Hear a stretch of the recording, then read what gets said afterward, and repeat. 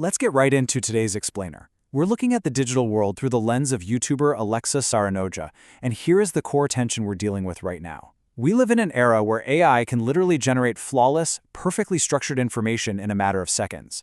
Because of that, the pure utility of facts, it's plummeted.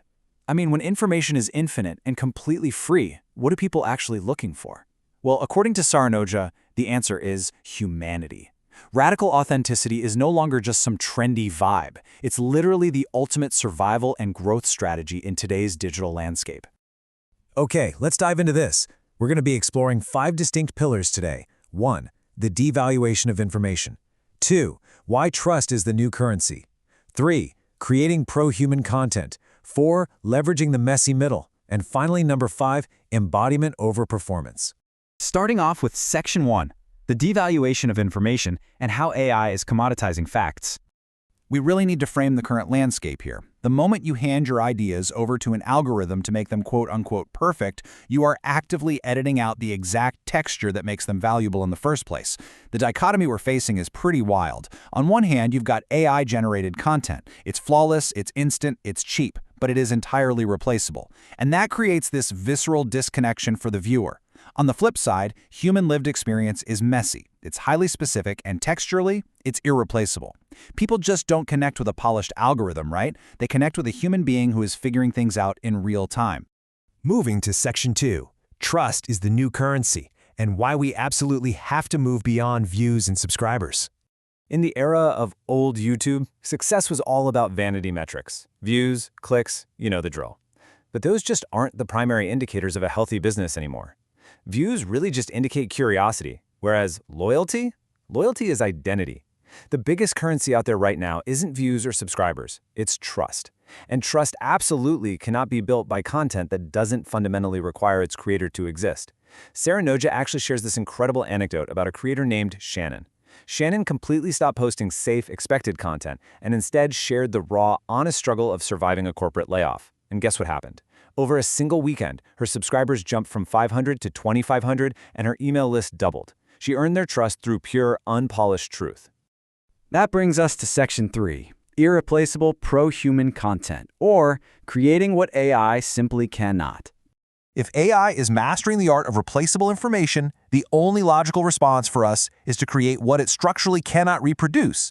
To figure out if you're actually doing this, you have to run your work through what Saranoja calls the irreplaceable test. You have to look at your output and ask, could someone have gotten this from an AI in 10 seconds? And you have to be brutally honest here. Saranoja herself admitted that she once ran 10 fully edited, scheduled videos through this exact question, realized the answer was yes, and literally threw them all in the trash. It simply isn't worth posting what a bot could have written. So what's the alternative? It's irreplaceable content. This is material that only works because you are delivering it. It heavily relies on your specific lived experience, your strong opinions, and your unique energetic frequency. For example, Saranoja frequently mentions things like living in Finland, having a Viking husband, or even dealing with winter cold sores. AI doesn't have a Viking husband. It doesn't get cold sores. These little idiosyncrasies aren't distractions from your core message. They are your actual value proposition. The more of your specific, weird, unique life you leave in, the more irreplaceable you become. Let's hit Section 4, power in the messy middle, and the importance of exposing the cracks. We really need to break down this deeply ingrained, honestly dangerous myth of the flawless expert. We are so programmed to believe that hiding our mistakes earns us respect, but the data actually shows it actively destroys connection. It really comes down to this simple, profound truth. Perfect people inspire envy, but real people inspire loyalty. Projecting absolute perfection just puts you on this untouchable pedestal, and all that does is make your audience feel inadequate. But showing the cracks, the near quits, the chaotic, messy middle, that gives your audience permission to be human too. Vulnerability doesn't weaken your authority, it grounds it. When you compare these two approaches, the distinction is super stark. Safe content is inherently transactional and risk-free. A viewer gets a tip and they leave. Brave content, on the other hand, is relational and risky. It reveals failures and expresses strong opinions. But, and this is a really important caveat from Saranoja, true vulnerability is not playing the victim. You don't just dump your raw, unprocessed emotions onto the internet. You share the lessons you learned from those emotions. As she brilliantly puts it, you don't arrive in victim mode, you arrive in champion mode. Finally, Section 5, embodiment over performance. being versus appearing. This concept moves us away from just the tactical aspects of content creation and into the deeper, almost energetic philosophy of her whole framework. Here's the thing, you can't fake frequency. People don't believe what you say, they believe what you emit. Viewers have a highly tuned psychological radar for authenticity. I mean, think about it. Have you ever watched a video where the creator did everything technically perfectly? Great lighting, flawless script, but you just felt totally disconnected? That happens when someone is merely performing the role of an expert, rather than actually embodying their truth. And this translates directly into very concrete behaviors. The shift from acting to embodying really comes down to intent. Are you performing just to prove your worth, or are you truly connecting to share wisdom? Are you creating to get views, or are you creating to give value? Sarah Noja suggests doing a radical self-reflection before you ever hit record. Ask yourself, what am I actually feeling today? What truth am I avoiding right now? Because whatever you repress before you record, it's going to quietly leak through your energy when you finally do. To synthesize everything we've explored today, radical authenticity is truly the ultimate modern survival strategy. Showing up as a deeply flawed, highly opinionated human is not a philosophical luxury anymore. In a market totally saturated by AI and flawless filters, your unpolished reality is literally the one thing no algorithm can replicate. It is the only sustainable way to build a genuinely trusted presence. I want to leave you with this provocative thought to audit your own work today. Take a hard look at your daily output, your emails, your projects. If you removed your name from your work entirely, would anyone even know it was you? If the answer is no, well, it might be time to stop performing and start embodying your true self. Thanks for joining me for this explainer, and I will see you next time. You know, for as long as the internet has been like a household utility, there's been this very specific, almost unspoken social contract between us and the screen. Right. It's always been a transaction. Exactly. It's totally transactional. You have a problem, you go to a search bar, and you extract an answer. Yeah, you just want the data. Right. Like, you want to know how to fix a leaky P-trap under your sink, or, I don't know, how to aggressively optimize your freelance taxes. Or how to finally get your sourdough starter to actually rise. Yes, instead of it just sitting there like wet cement. Which is exactly what mine does, by the way. Right. Well, for the last 2 decades, that was the deal. Information was just the undisputed currency of the realm. If you had the information, you had the audience. But right now, I mean, we're collectively staring down a digital landscape that hasn't just shifted. It has been entirely inverted. Yeah, inverted is the perfect word for it. Because we are living in an era where artificial intelligence can instantly generate a perfectly accurate, highly tailored, 5-step tutorial on literally any topic known to human civilization.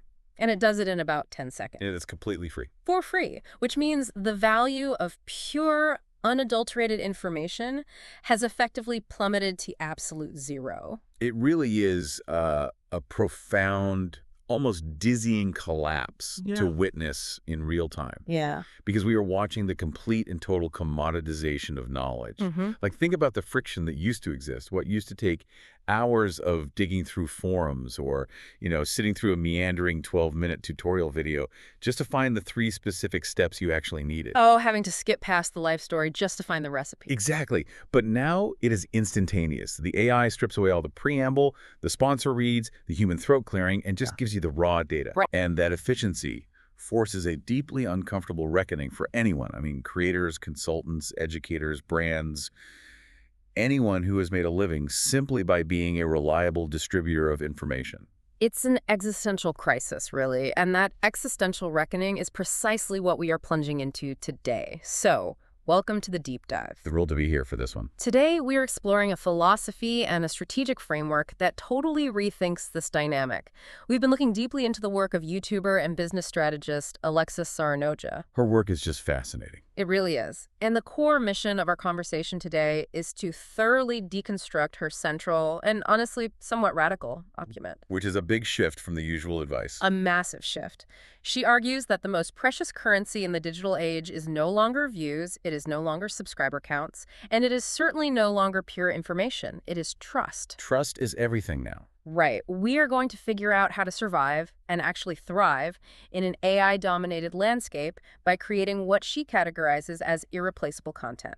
Irreplaceable. I love that term. we're going to look at the psychological mechanics of what she calls the messy middle and why fully embodying your actual unvarnished truth is now, well, the only legitimate way to build a real audience. It serves as this tactical survival guide for the modern digital creator, absolutely.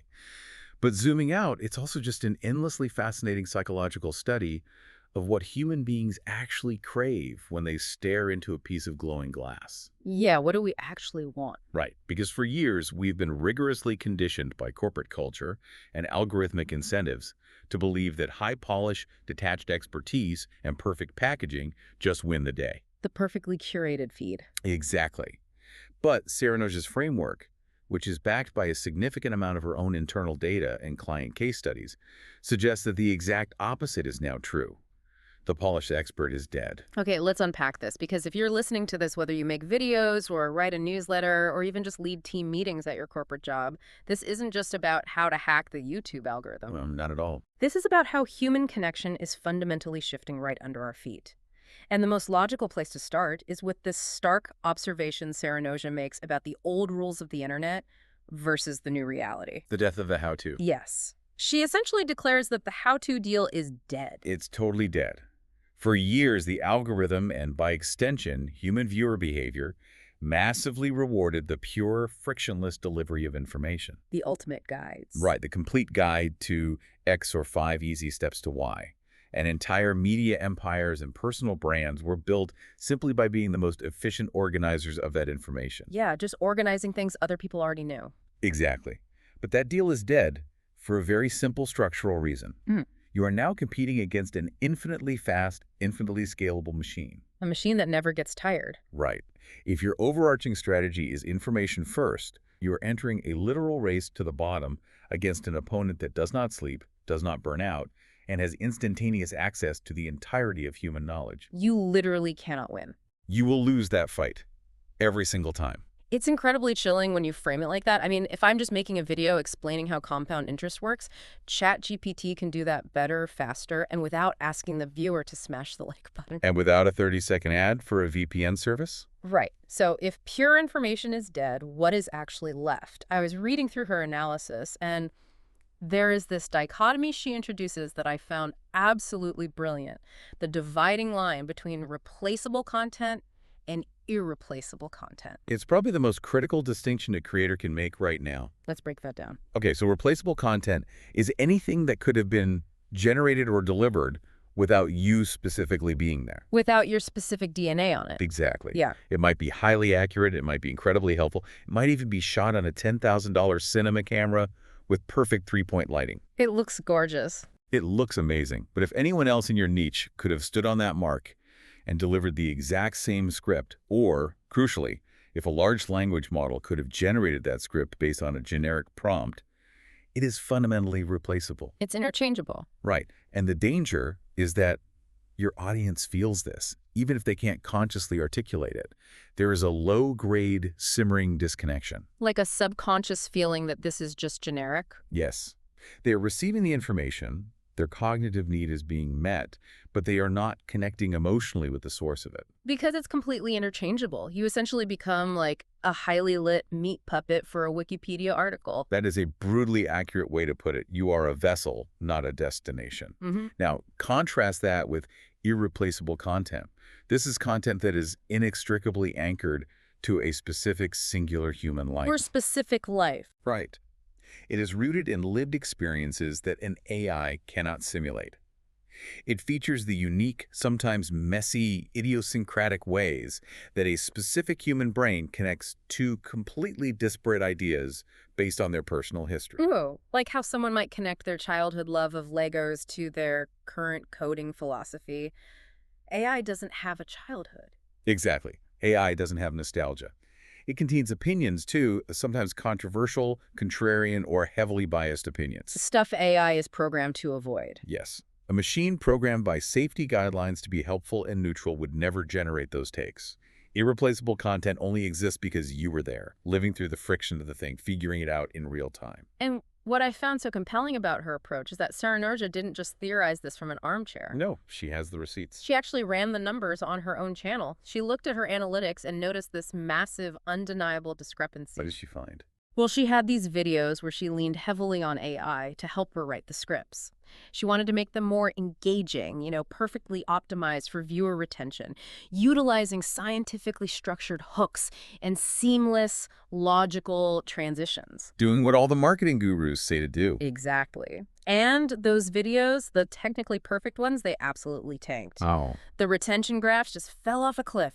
But the videos where she just sat down, wrote straight from her own messy brain, kept her own weird linguistic quirks, and maybe just used AI for minor spell checking, those flourished. What's fascinating here is that it highlights the ultimate tragic irony of the current digital landscape. How so? Well, creators are obsessively using AI to polish their scripts, to remove the awkward pauses, to perfect the narrative structure, fully believing they're optimizing for the algorithm. Right, trying to be the perfect creator. But the algorithm only measures human behavior. And the moment you hand your script to a machine to make it, better or smoother, you are actively editing out your own humanity. You're removing the friction. Yes. You are editing out the exact texture, the friction, the specific cadence that makes you irreplaceable. You are basically sanitizing your content right into invisibility. Wow. It almost feels like, wait, let me try to map this onto something historical. Okay, go for it. Is the shift we are seeing right now with AI similar to what happened in the art world when the camera was invented? Oh, that's an interesting angle. Think about it. Before the camera, the highest value a painter could offer was perfect realism. Right, capturing exactly what something looked like. Yeah. If you could paint a portrait of a monarch or a bowl of fruit that looked indistinguishable from reality, you were a master. You were providing pure visual information. That is a phenomenal parallel because the core utility of the painter back then was documentation. Right. But then the camera comes along in the 19th century, and suddenly a machine can capture reality instantly, perfectly, and eventually for a fraction of the cost and time. The machine did pure visual information better. Exactly. The value of a painter providing that pure realism completely collapsed almost overnight. They couldn't compete with the machine on pure accuracy. But they had to adapt. They had to pivot. They pivoted to Impressionism, to Expressionism, to Cubism. They stopped trying to capture the exact dimensions of a water lily and started capturing the human emotion of looking at a water lily. The feeling of the moment. Yes, the subjective perspective, the feeling of the light, the psychological distortion of the scene. They started capturing what a machine fundamentally could not replicate, the human experience of seeing. And that is exactly the pivot Serenoja is demanding of creators today. She calls this new era the age of pro-human content. Pro-human content. I like that. It is vital to note that this is not about being an anti-tech Luddite. She isn't saying you should smash your computer or delete ChatGPT. Right, she still uses it. She still uses AI for ideation, for A/B testing titles, for administrative heavy lifting. But it is a structural, philosophical realization. AI cannot reproduce a specific lived experience. It can't feel. Exactly. Yeah. It can simulate empathy because it has read millions of empathetic sentences, but it cannot actually suffer. It can simulate a story of triumph, but it cannot actually overcome adversity. It has no skin in the game. None. The modern audience, who are just drowning in this rising sea of synthetic perfection and infinite how-to articles, is desperately craving the impressionism of content creation. They want the flaws. They want the subjective, flawed, deeply lived human perspective. The impressionism of content. I absolutely love that framing.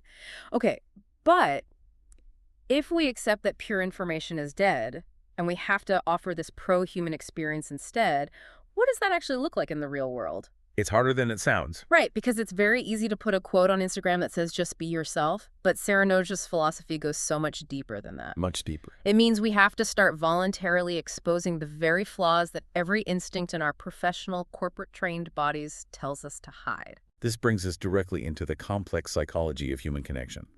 From the moment we enter school, and certainly when we enter the workforce, we have been socially programmed and professionally trained to present only our absolute best selves. The highlight reel. The highlight reel. The meticulously formatted resume, the perfect ring light, the curated background with the color-coded books. Oh yeah, the bookshelf aesthetic. But Serenoja argues that authenticity is not just some trendy vibe or a curated aesthetic you put on like a vintage sweater. It is an act of brutal self-honesty. Brutal self-honesty. And the fundamental psychological truth that anchors her entire framework, is that people do not connect with perfection. They really don't. In fact, perfection is incredibly intimidating. When I see someone online who supposedly wakes up at 4 a.m., meditates for an hour, runs a marathon, and runs 3 businesses flawlessly, You don't feel inspired. I don't feel connected to them at all. I feel exhausted just looking at them. It is worse than intimidating. Perfection actively generates envy. Think about social comparison theory. Okay, break that down for us. When you only show the top of the mountain, the flawless execution, the massive revenue month, the perfectly behaved children, the immaculate house, the audience might admire you from afar, but they also resent you a little bit. Because it makes them feel inadequate. Right. It creates a massive relational distance. Real people, on the other hand, real people with flaws and blind spots and active struggles who are honest about them, they inspire deep loyalty. Because they're relatable. Vulnerability does not weaken your authority, which is the great fear every creator has. It actually grounds you in it. It proves you are a tangible, real person who has actually walked the path and gotten mud on their boots, not just someone reading a map from the safety of a helicopter. And there is a specific phrase she uses to describe this that I haven't been able to stop thinking about. The messy middle. The messy middle is where the magic is. Yeah. We are so deeply conditioned by the internet to only share the 2 extremes of our story. We shared the beginning. You know, the classic, I used to be broke, confused, and sleeping on my sister's couch, and then we immediately smash cut to the end. And now I am a millionaire guru with a Lamborghini. Buy my course. The classic hero's journey, edited for time. Yes. We completely skip over the actual agonizing journey.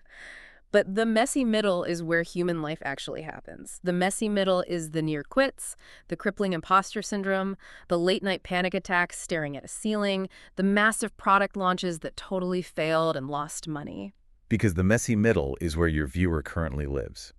That is their reality right now. They are in it. If you only show the finish line, you are fundamentally alienating the person who is currently sweating and cramping on mile 3 of the race. Oh, that's such a good way to put it. When you share the active struggle, the missteps, the uncertainty, the viewer sees their own reflection in your content. You become a mirror for their own internal experience. And that changes the whole dynamic. It creates that, oh my God, me too, I thought I was the only one moment.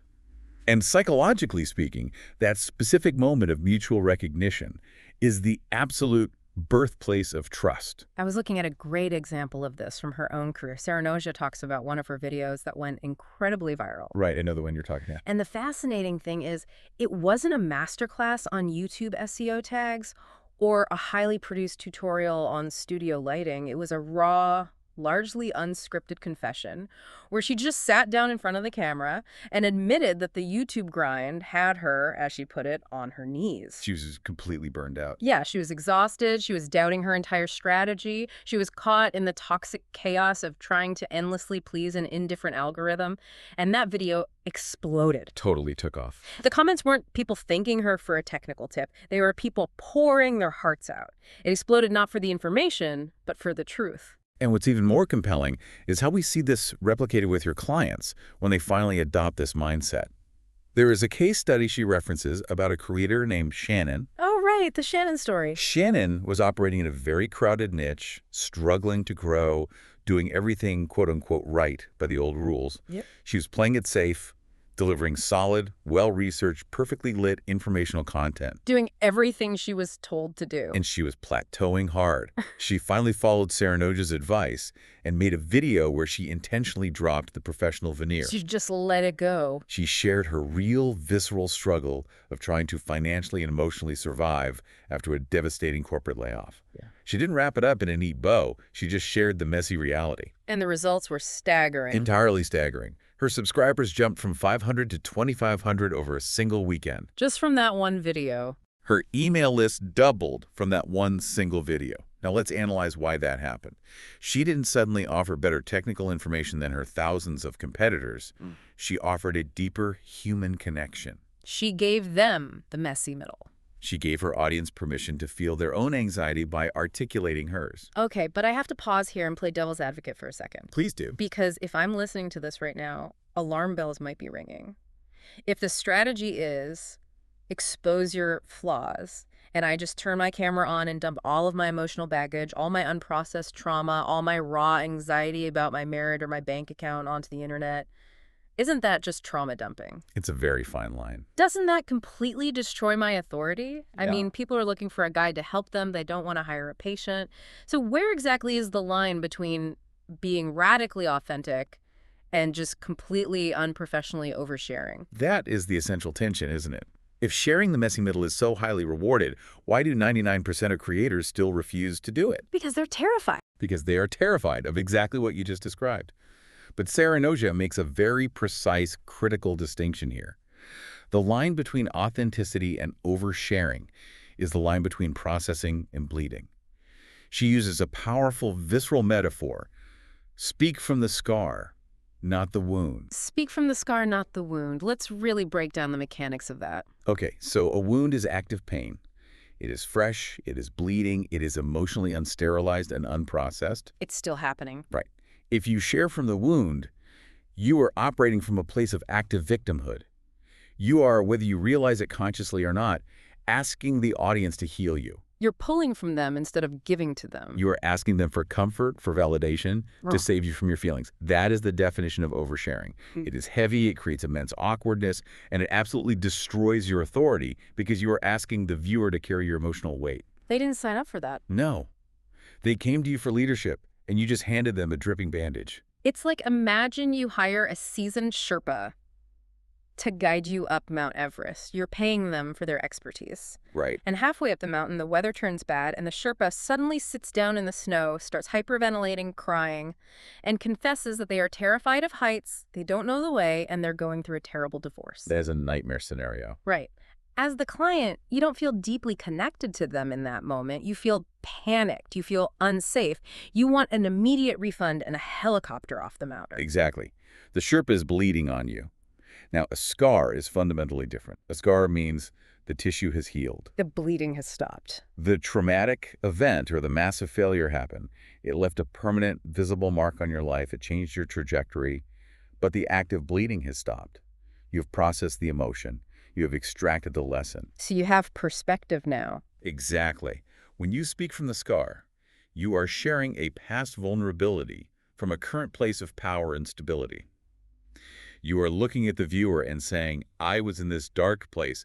I felt this exact crippling pain you are feeling right now, but here is how I survived it, and here is the framework it taught me. That is so powerful. Authenticity shares from the scar to guide the viewer out of the darkness. Oversharing shares from the wound to ask the viewer to jump into the darkness with you and hold your hand. But wait, let me push back a little harder on this. Who gets to decide what is a scar and what is a wound? The creator has to know themselves. Because human psychology is tricky. What if I think I've processed a massive business failure, I sit down to make a video about it as a scar, but the moment the red record light comes on, I start getting defensive or angry at my former business partner? Then it's still a wound. Doesn't the very act of talking about it sometimes rip the scab off and turn it back into a wound? That's a very astute point, and it's a real risk. This is why self-awareness is the prerequisite for authenticity. You cannot fake having processed something. You can't just pretend you're over it. If you start recording and find yourself getting defensive or trying to settle a score or seeking validation, that's your indicator that it's still a wound. It requires radical honesty with yourself before you ever ask for the audience's attention. You the work off camera. You must process the struggle privately through therapy, journaling, talking to peers, before you can leverage it publicly as a tool for connection. The audience is there to be guided, not to be your therapist. That is such a vital, clarifying distinction. So showing the cracks builds trust, but only if the structural foundation underneath those cracks is solid. Beautifully said. Okay, so if we know we need to show the messy middle from a place of a healed scar, how do we fundamentally change the way we present ourselves day to day? It's a big shift in behavior. Because for decades, corporate culture has told us we need to act like experts. Put on the neutral blazer, use the dense industry jargon, project total, unwavering certainty. But Sarah Noja's essentially say we have to stop acting altogether. She makes a brilliant observation about the modern consumption of media. People do not binge-watch roles. They binge-watch people. Oh, that's good. When you introduce yourself purely as your role, hi, I am a B2B SaaS marketing consultant, or I am a certified life coach, you are instantly putting yourself in a tiny, commoditized box. You're just a label. You become helpful, become perfectly professional, and you become entirely hopelessly forgettable, because there are literally hundreds of thousands of other B2B SaaS marketing consultants on the internet offering the exact same information. Right. You are willingly placing yourself on a crowded supermarket shelf where every single product has the exact same generic packaging. Why would anyone pick you? There's no differentiator. This brings up a fascinating tension. She discusses the massive difference between credentials and identity. We have been taught to worship credentials. Your degrees from prestigious universities, your years of corporate experience, your alphabet soup of certification. All the letters after your name. But in the pro-human era, credentials are merely the cover charge. They are just the baseline ticket that gets you into the room to be considered. They just prove you aren't completely making things up. Right. They establish baseline competence, nothing more. Mhm. But your identity, your weird quirks, your highly specific opinions, your bizarre hobbies, the unique way your brain synthesizes information based on your strange childhood, that is your actual uncopyable power. That's the stuff AI can't touch. That is your ultimate competitive advantage against AI. Credentials tell people you're qualified to do a job. Identity makes people choose you over the 10 other people who are equally qualified. And this ties directly into the difference between performance and embodiment. This is huge. Performance is what we've all been doing. Performance is exhausting. Performance is when you sit down at your desk, you turn on the camera, and you physically put on your YouTube voice. Hey guys, welcome back to the channel. Exactly. You raise your pitch an octave, you speak 20% faster, and you actively try to project this aura of hypercompetence. You are actively trying to convince the audience, and probably yourself, that you are smart enough, credible enough, and worthy of their time. It takes immense caloric energy. And the audience, with their highly evolved social radars, can smell the effort. They can subconsciously feel the strain of the costume you're wearing. Whereas embodiment is effortless. How does she define embodiment? Embodiment is when you are so deeply grounded in what you actually believe and who you actually are, that you no longer feel the desperate need to try to convince anyone of anything. Trust is just the natural, inevitable byproduct of your existence on screen. You're just being. You aren't playing the exhausting role of a generic expert. You are simply sharing your embodied truth. You are taking up space as yourself.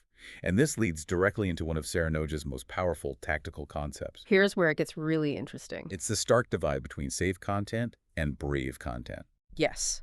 Because if you look around, I genuinely believe 90% of the internet is making safe content right now without even realizing it. Oh, at least 90%. Safe content is absolutely drowning in qualifiers. It's the creator who says, well, this is just my opinion, but... Or, everyone's journeys are different, however. Or, I could be wrong, but maybe we should consider. Padding every sentence so nobody gets mad. Right. It's content that tries desperately to please everyone, to not ruffle a single feather, to stay perfectly, politically, and professionally neutral. And what is the actual result of all that safety? It creates a massive wall of professional distance. Safe content is an invisibility cloak. In the desperate attempt to offend absolutely no one, you connect with absolutely no one. You become beige. Beige content. Sarah Noja points out the harsh financial and community reality of this. She says explicitly, safe content attracts browsers. Brave content attracts buyers. Browsers versus buyers. Let's dig into that. Think about the browser. Browsers will consume your safe, heavily caveated, neutral videos. They might even leave a polite comment saying, "Great tips, thanks." But they will never, ever trust you enough to invest their precious time, their hard-earned money, or their true loyalty in you. Because you haven't shown them who you really are. Exactly. Because they don't actually know who you are or where you stand. There is no friction in safe content. And from a basic physics standpoint, without friction, there is no spark. So brave content is the spark. Brave content is taking a firm, undeniable stance. It's putting a stake in the ground and saying, this is what I believe to be true, and this is why the conventional wisdom that everyone else in our industry is parroting is completely wrong. Which is terrifying for most people. It's having the stomach and the courage to actively repel the wrong audience, knowing that this repulsion is the exact mechanical requirement to deeply magnetize the right audience. If we connect this to the bigger picture, if we look at the underlying mechanics of how platforms operate today, taking a stance is a fundamental act of leadership. This is what Serenoja categorizes as rebel content. Rebel content. We tend to mythologize the algorithm as this sentient, judgmental robot looking for the most correct or polite video. The algorithm is not a robot. It is a mirror reflecting human psychology at scale. It just amplifies what we already do. It amplifies whatever creates a genuine emotional reaction. It pushes content that causes people to stop scrolling, to think deeply, to argue passionately in the comments, or to strongly viscerally agree. So if you're safe, you're starving the machine. When you suppress your real, spiky opinions to fit into a safe corporate mold, you are starving the algorithm of the very emotional signals it needs to distribute your content. The algorithm rewards the rebel because the rebel creates engagement. That makes so much sense, but it begs a massive, very practical question for you, the listener. Okay, what's the question? Well, it is one thing for us to sit here on a deep dive and say, okay, you need to be brave today. Go embody your truth. Stop being safe. It is an entirely different reality to sit down alone in your office, stare into the cold, lifeless black lens of a camera, and actually execute that. It's incredibly daunting. How do we practically bridge that gap? If someone is terrified of being judged, how do they summon that brave authenticity on command? This takes us into the deeper physiological mechanics of her framework, what we might describe as the physics of authenticity. The physics of it, I like that. It can sound slightly esoteric at first glance when we use words like frequency or alignment, but I want to ground this immediately in physical reality. It is incredibly practical. Let's ground it. The core principle is simple but ruthless. You cannot fake your frequency. Viewers don't just mechanically process the vocabulary words coming out of your mouth. They biologically process what you emit. We're talking about the somatic truth test. When I read about this in the source material, it completely blew my mind. Explain how this actually works biologically. Let's strip away the jargon. When we say frequency, we aren't talking about mystical crystals or auras. We are talking about your physiological baseline. Your nervous system. Oh. Human beings are apex predators of social dynamics. We have millions of years of evolutionary biology, specifically mirror neurons, dedicated to detecting incongruence in other humans. Because our survival depended on it. Because historically, trusting a liar meant you got kicked out of the tribe and died. So if your nervous system is in fight or flight because you are terrified of looking dumb, or because you are reading a script you don't actually believe, your body betrays you. How exactly does it betray you? What's happening physically? Your vocal pitch raises slightly due to vocal cord tension. Your words per minute increases because you want to rush through the discomfort. You talk faster when you're nervous. Exactly. Your blink rate changes. Your shoulders hunch to protect your neck. You stop breathing from your diaphragm and start shallow chest breathing. All of these are micro expressions of stress. And the audience picks up on this. So when the viewer watches you, their mirror neurons pick up on this massive incongruence. You are smiling and saying, I'm so excited to share these 5 tips, but your biology is screaming, I am terrified and uncomfortable. Wow. The viewer's brain subconsciously interprets this conflict as a threat, or at the very least, a lie. That is, the frequency viewers are fleeing from. They feel a low-grade subconscious disconnection, and they click away without even knowing why. The camera is basically an X-ray machine for your nervous system. It magnifies incongruence. It absolutely does. If you are performing a role, the audience literally feels the physical strain of your performance, which is exactly why Serenoja provides a highly actionable physical framework to combat the 15-second pre-record pause. Right. Think about the standard creator workflow. What do we normally do? Panic. Pretty much. We set up the lights, we sit down, we immediately check our hair in the monitor, we stress about whether the SEO title is catchy enough, we worry about the thumbnail, we hit record, and we just launch into our intro at 100 miles an hour. We are rushing headlong into output mode, driven entirely by adrenaline and pressure. We're starting the race already out of breath. Yeah. We are creating from a place of misalignment. So what does the 15-second pause do? The 15-second pause is a deliberate physiological pattern interrupt. Before you press that red button, you stop. You close your eyes. You take a deep diaphragmatic breath to signal to your vagus nerve that you are safe. Just telling your body it's not being chased by a lion. Exactly. And you ask yourself 3 brutal grounding questions. What am I actually feeling today? What truth am I actively avoiding saying right now? And what part of me is trying to prove something? What part of me is trying to prove something? I mean, that is a devastating ego check right there. It is essential hygiene. Because Whatever emotional baggage you do not consciously confront and acknowledge before you hit record will absolutely speak through your nervous system while you record. It leaks out. If you are feeling deeply insecure and you're desperately trying to prove to the audience that you're a smart expert, that needy, desperate energy will bleed into your delivery. And if you take the pause... If you take those 15 seconds to acknowledge the insecurity, just saying, okay, I feel like an imposter today, and consciously decide to drop the need to perform, your body physically relaxes. The pitch of your voice drops back to normal. Frequency shifts. And the audience feels that. And the viewer feels that grounded magnetic energy the very moment the video starts. It's almost like, okay, let's build an analogy here. Let's talk about building a fireplace, right? Okay, I'm with you. All the strategy, your SEO research, your editing cuts, your perfect titles, your retention hooks, strategy is just the bricks. You can hire the best digital masons in the world to build the most structurally perfect, architecturally stunning, mathematically optimized brick fireplace ever constructed. Right. But without the fire, the authenticity, the grounded human frequency burning inside that structure, no one is gathering around it. It doesn't matter how perfect the bricks are. It's just a cold, empty monument. And the tragic irony of the creator economy right now is that creators are spending 60 hours a week meticulously polishing the bricks while simultaneously freezing to death. Because they forgot to light the fire. Exactly. And Saranoja makes it explicitly clear that the fire cannot be theorized in a vacuum. It has to be sparked through friction. You do not sit quietly in an armchair, meditate for a year until you perfectly discover your authentic self and then start creating content. You can't figure it all out beforehand. No, that is a paralyzing myth. Action creates clarity. You discover who you are through the active process of creating. Every time you record, every time you post a video or you take a slightly braver stance, every time you share a messy middle story, you are refining your voice. It's a feedback loop. It is highly uncomfortable. But discomfort is the exact psychological gymnasium where authenticity gets trained and strengthened. You have to take action before you have certainty. You have to speak the truth before your nervous system feels completely safe doing so. It's an iterative, messy process of literally becoming yourself in public, which honestly sounds terrifying, but also incredibly liberating once you accept that perfection is off the table. It takes the pressure off. Okay, we have covered massive ground here. Let's pull all these threads together and zoom out. If you are listening to this right now, how do you operationalize this philosophy? Let's recap. We started with the stark reality that in the age of AI, pure information is a commodity. It's free, it's instant, and it is infinite.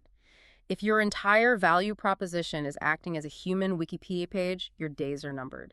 To survive and to actually build a meaningful brand or a deeply connected business, you have to pivot to creating irreplaceable, pro-human content. Which fundamentally requires abandoning the pedestal of the flawless, detached expert. It means deliberately and strategically showing the messy middle of your journey. Because perfection breeds envy. Exactly. Perfection breeds envy and distance, while vulnerability inspires profound loyalty. But crucially, it must be calculated vulnerability. You must speak from the healed scar of the lessons you have processed, not the open, bleeding wound of your active pain. You have to drop the exhausting performance of playing a corporate role and start embodying your actual lived identity. Because safe, neutral, watered-down content might get you passive browsers, but only brave, opinionated, rebel content will build a deeply loyal community of buyers and true fans. And you can't fake it. And finally, you can't fake the physiological funk. You have to manage your nervous system. You have to take that 15-second pause, check your ego at the door, and create from a place of grounded alignment, trusting that taking brave action will bring the clarity you are waiting for. So we turn this back to you, the listener. Think about your own life, your own work, your own content. Where are you currently hiding behind the safety of qualified, neutral language? Where are you polishing the bricks? Where are you frantically polishing the SEO bricks of your fireplace while totally neglecting the fire? Where are you concealing your messy middle because you are terrified that showing your humanity makes you look unprofessional? The world has enough robots. The digital world does not need another highly polished, perfectly accurate, emotionally vacant robot. AI already has a total monopoly on that market. What the world actually needs, what audiences are desperately starving for right now, is your specific, idiosyncratic, deeply human, entirely irreplaceable lived experience. I love that. And to wrap this up, I want to leave you with a final, slightly provocative paradox to mull over. Okay, hit me. So what does this all mean? We have spent this whole deep dive establishing that radical authenticity, your flaws, your messy middle, your human frequency is your ultimate impenetrable defense against the rise of artificial intelligence. But let's look down the road. What happens in 3 years or 5 years? And the AI gets even better. Right. What happens when AI is specifically trained by its developers to deliberately simulate the messy middle? What happens when an AI avatar learns to digitally stutter, to pause thoughtfully and gaze off camera, to lower its pitch, and to share a perfectly fabricated, mathematically optimized scar designed specifically to trigger your mirror neurons and build parasocial trust? Oh, wow.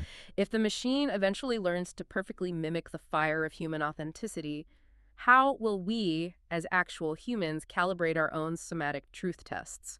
How will we be able to tell the difference between calculated, synthetic vulnerability and a truly lived, irreplaceable human experience? It is the ultimate diagnostic muddy water of our future. We may very soon find that our internal biological truth radars, our ability to feel real human frequency, are the single most vital survival skill we possess as a species. Something to keep you up at night, or at least thinking deeply on your commute tomorrow. Thank you so much for joining us on this deep dive. We hope it inspired you to drop the script, turn off the teleprompter, and step a little more boldly into your own irreplaceable truth. We'll see you next time.